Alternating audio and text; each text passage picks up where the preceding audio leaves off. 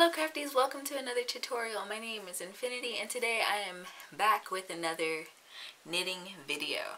So today's lesson hopefully is relatively short. I'm going to be showing you how to cast off. You guys are like, again, Infiniti for the third time?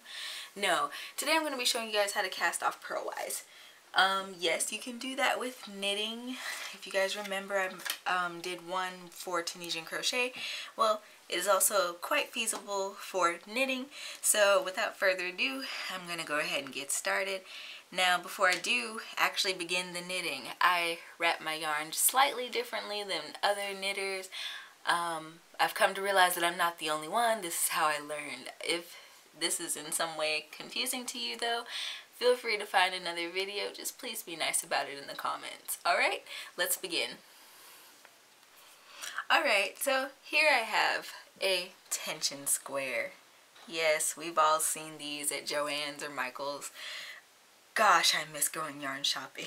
But okay, I'm going to pick up my little swatch here. And let's say I'm done with it. You know, it's perfectly square and all that. Blah, blah, blah.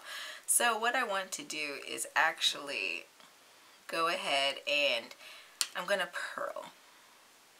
Oh, wait, I wasn't done with it. Whoops. Blooper. I guess my needles slipped at some point. So let me go ahead and finish that row with a knit stitch. Now I can turn my work. Wow, that would have been terrible. Okay, so I'm going to bring my yarn forward for purling. Now you don't necessarily have to do this first stitch as a purl, but I'm going to. It can be a little fiddly, so if you're a beginner, be patient with yourself and you'll eventually get it. So what I'm going to do is insert my working needle purlwise, just like so, and I'm just going to go ahead and purl two. There's one. Gonna purl this other one right here. Alright, and just like you would cast off with the knit stitch, you would just go ahead and insert your non-working needle into that first needle, and you would bring the other loop underneath so that you only have one loop on your hook. I'm sorry, needle. Gosh, I've been knitting all day and I still call them hooks. Alright, so I'm going to proceed to purl one. Tension is a pain.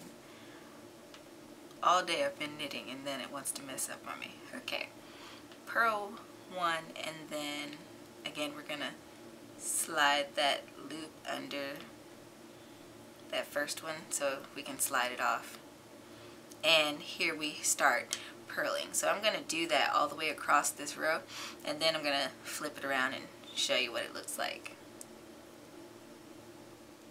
Alright, we're getting that last loop, and now I can literally toss this needle off to the side. I'm actually going to stick it in my jar, and you can go ahead and do your little chain one and pull up your loop so you can fasten off. So the main difference that I've really noticed with this method of casting off is that your row where you cast off is facing forward, but they are neat and uniform. So you know, if you're making swatches or things like that, then this really comes in handy. Or if you're just looking for something with a nice finished edge, then this is probably your method. So I hope today's tutorial was helpful in some way. If so, don't forget to thumbs up this video. Don't forget to subscribe and hit that notification bell so you don't miss out on awesome weekly content like this. I post knitting tutorials every Wednesday at 9:30 a.m. CST. And don't forget to check out my other social media. I have so much social media. I'm on almost everything except for Snapchat.